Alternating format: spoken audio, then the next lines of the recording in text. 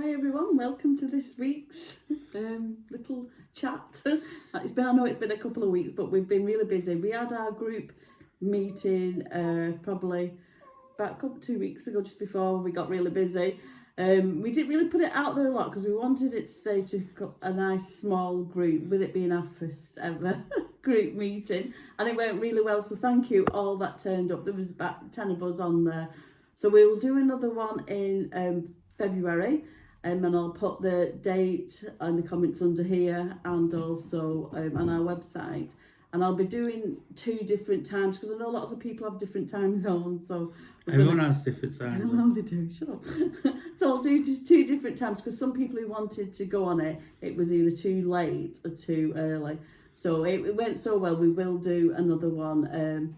And just to be clear, what's in the little groups is we're just having a chat. We're not claiming to, we never have, that we're experts, because there is no experts in this that we point to. We point, and even that isn't like close as we want to get with words, because we're trying to use words.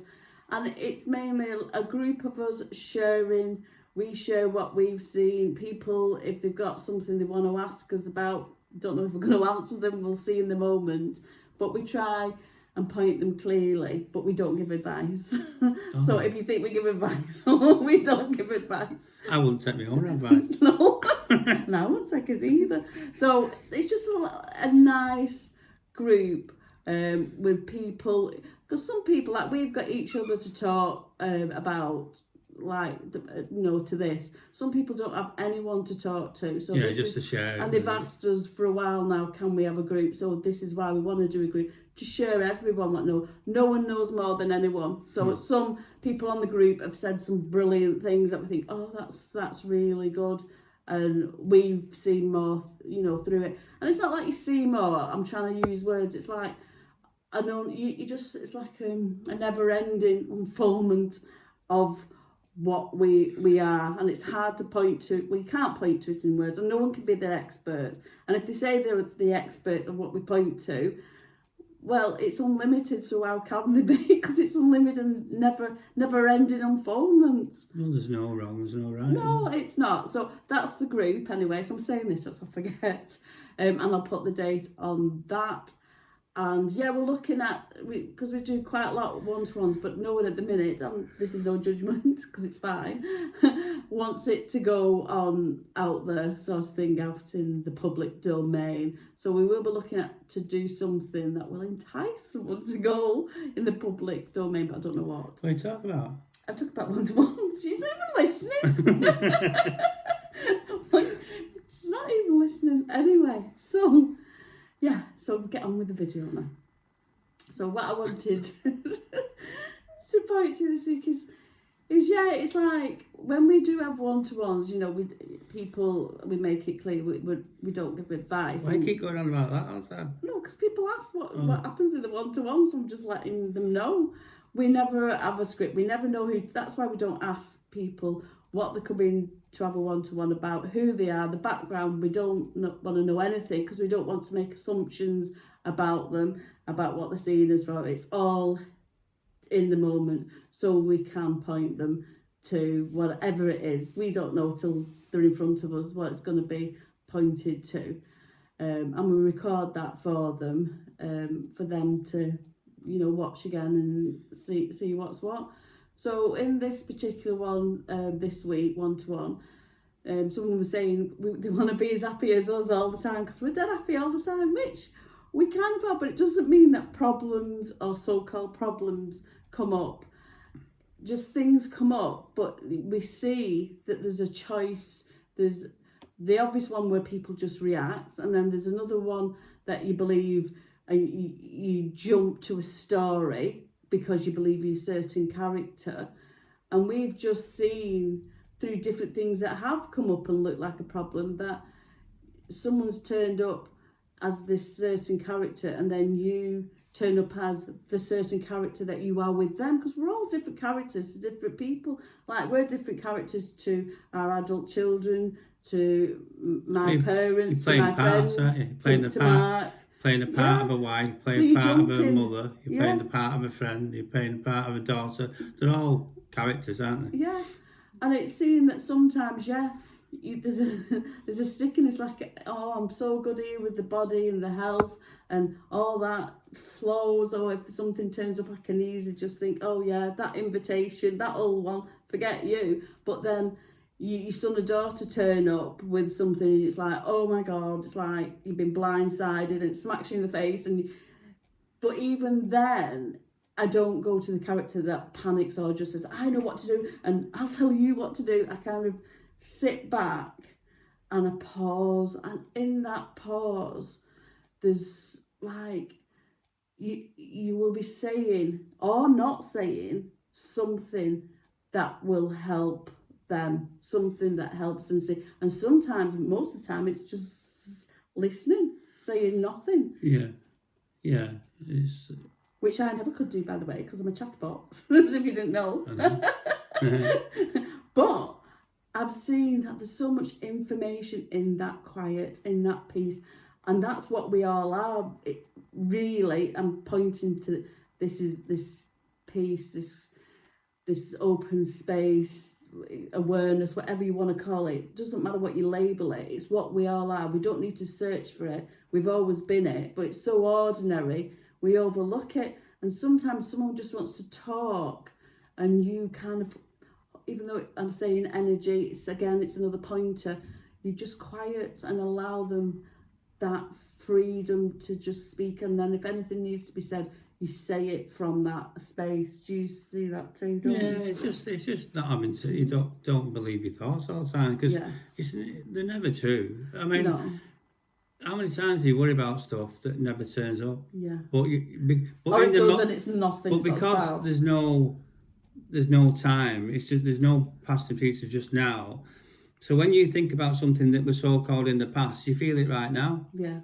Or if you go into the future, you don't see it in the future. You see it right now. So if it's something, feel it right now. So if there's, don't I carry on? No. So. You're living it in the moment, because the moment is all there is. So if it's something that's rubbish, you're going to feel it now. If you're going to the future that doesn't exist, you feel it right now, because now is all there is. Yeah. So it's seeing that, because like when David Bingham says that as a small child, when you were very young, you didn't even understand. There was no understanding. There was no understanding about time. So time didn't exist. Time doesn't exist for a child, small child. Thoughts about stuff. You didn't understand thoughts, because there was no mind. There was no mind there to understand it. So the problem is time.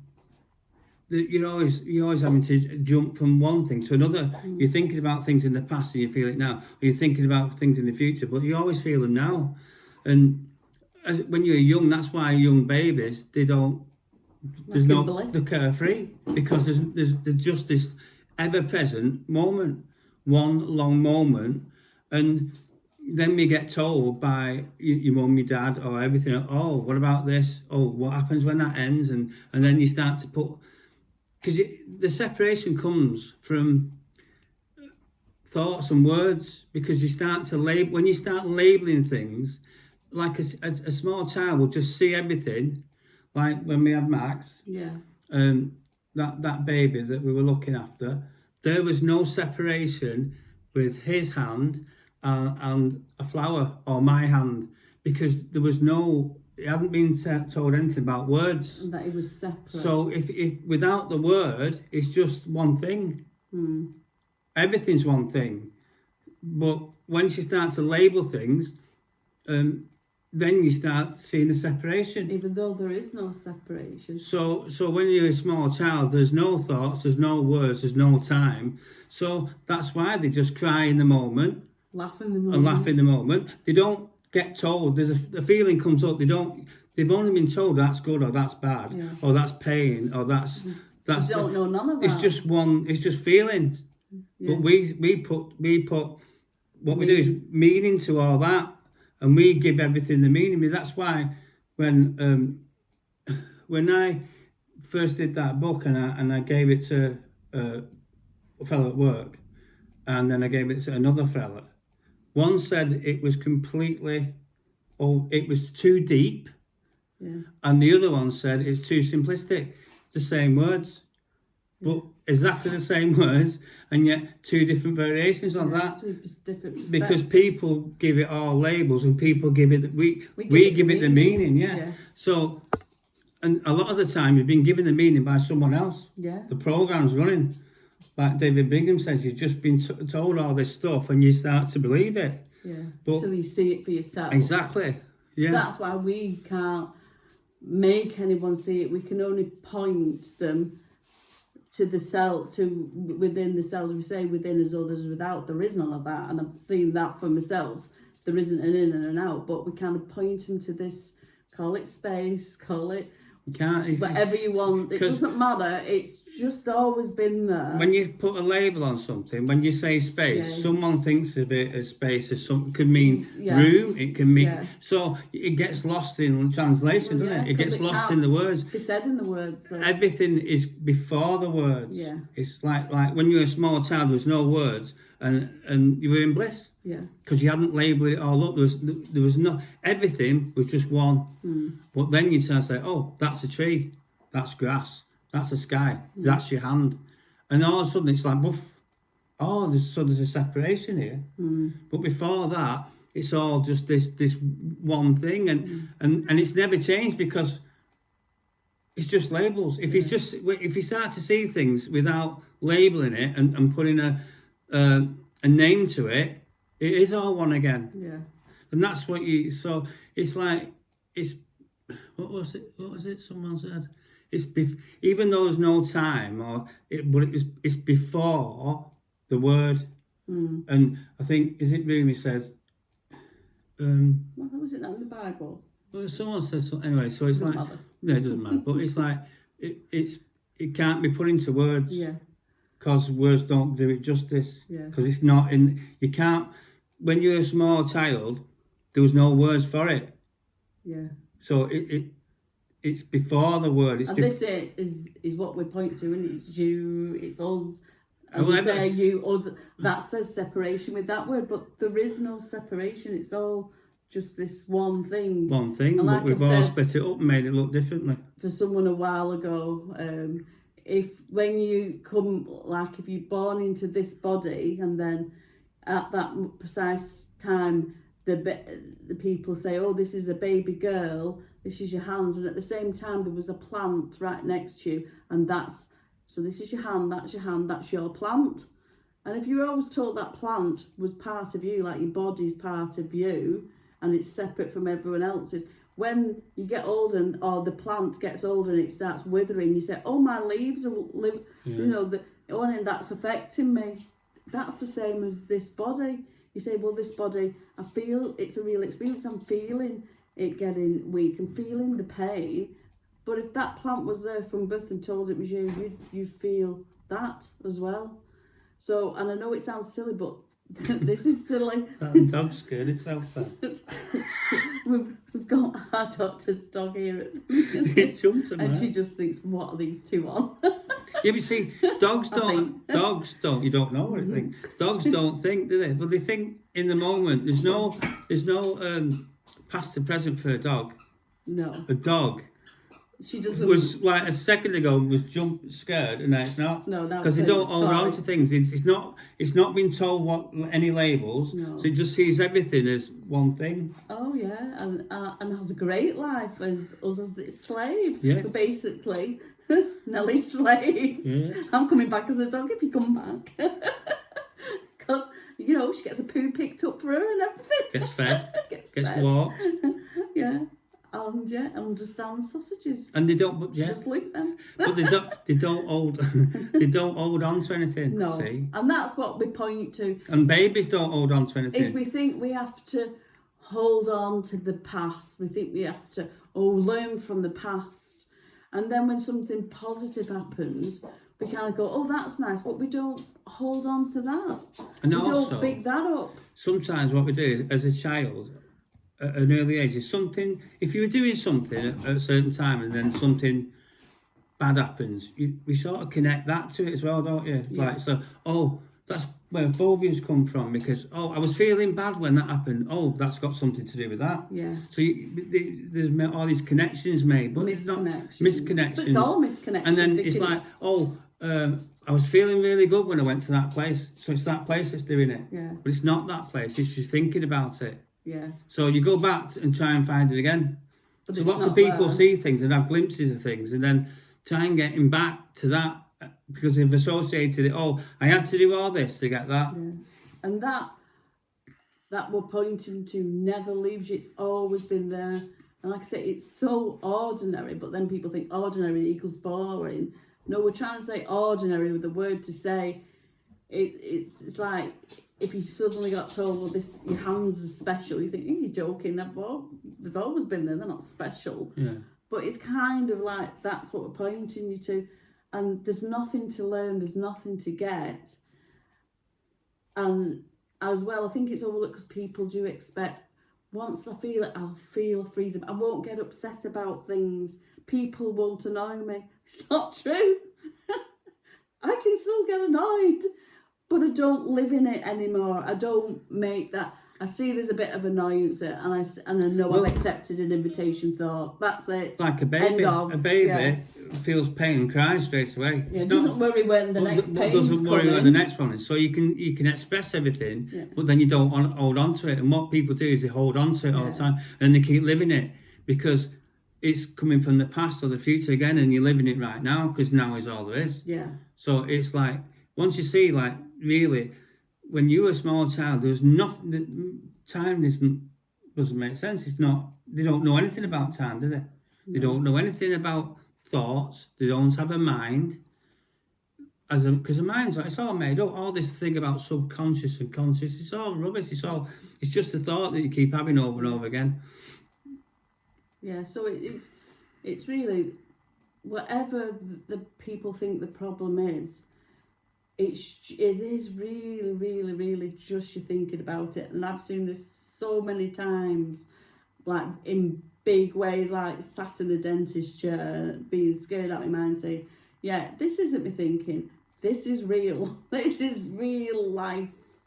And then in the next moment going, oh, no, it's a story I made up about the dentist, about what he could do, what might happen.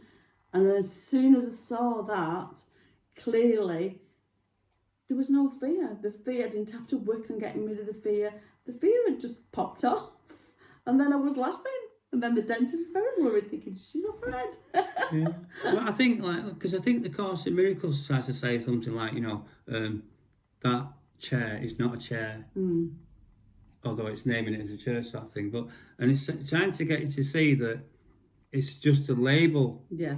So if you just suddenly started looking at things without the words, without the name of it, and just seeing everything directly as it is, that pain's a brilliant one to look at, is because we don't just say pain, we've like put an emotion onto that of this pain, and it doesn't feel good, and it's this and it's that, and if you don't see it as that, you just, like, I think it was David Bingham that said, there is emotion there, but why are you saying it's good or bad? Why are you labelling it? Why just... he says there's an awareness of an emotion. Yeah. An impersonal awareness. So it's impersonal. It's only impersonal because there's no person here. And I saw that with the asthma. I did. The person's made up. I always call it my asthma when I had it, and that was one of the first things it just came to me. Instead of saying, oh, I don't have asthma, which felt like a lie, it just came to me, call it the asthma. It's neither a lie or the truth. It's just something, the asthma. And don't call it anything. Yeah, and then I don't have that, and I've not had it for probably over 15 years, maybe 20. I don't know, I don't care, because I don't have it. But it was a long time how we get invested in these stories. I wouldn't share that story because there was a fear behind it. Oh, what if it comes back? Yeah, but then I saw, actually, it's not that it comes back. It was never ever there in the first place. But it's just something just that's a belief been labelled about it. Yeah, a belief about it. You label it, and then it becomes something bigger, doesn't it? Yeah. So that's what it is. It's we have these thoughts that go to beliefs, that go to stories, and then we have another story about I'm the character that has these certain traits. I have certain illnesses, and that, like I've just said, I'm the mine. But I think the first thing is just to see clearly that you've just believed a story, and then you've said it's your story about you.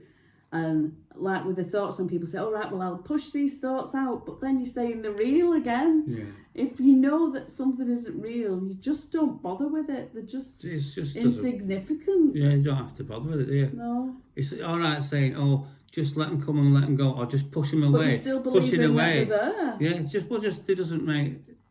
As long as you don't like accept them, they don't mean anything, do they? No. It's just as soon as you say, oh, that means something now. Yeah. Then you feel it straight away. Yeah. Because again, you're going into the past, and you're going in the past because you're having a thought about something, and you think, oh, it's got to be something because it happened before. Yeah. Or you got into the future thinking, oh, because that happened, it's going to happen again. Yeah.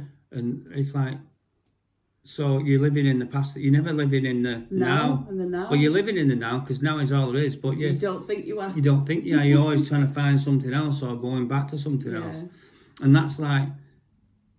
That's why they say, live in the present. Present. It's a gift. The present. The gift is here. Everything you're looking for is here now. It's always been here now. Yeah. When will it start? Well, it's already started. Well, it couldn't be anywhere else. No. Because there's only now, so where else could it be? Yeah. So if you'd like to join us in our group meeting, I think it's probably towards the middle of February, and we'll look when we're free to do it on a. I'm thinking doing it an early Sunday morning and a late Sunday night, so then we get everyone who can make it to join us. But they will only be small groups, so if you're interested, send us an email. Is it on there? I'll put you. Yeah, the email's on this group, this channel. I'm trying to think of it now. My head's gone. newyouttoday@outlook.com. Send us an email there saying you're interested on the next group meeting, because I think we will keep it to 10 each group, because I think, no, it's my thinking. Thinking it. I like that coziness. You're going into the future. Personalness of about 10 people. One more won't make any difference, but maybe 10 might. Anyway, we hope you've enjoyed this video. I've not talked too much. Yeah, shut up. We'll do another one soon. Okay, bye.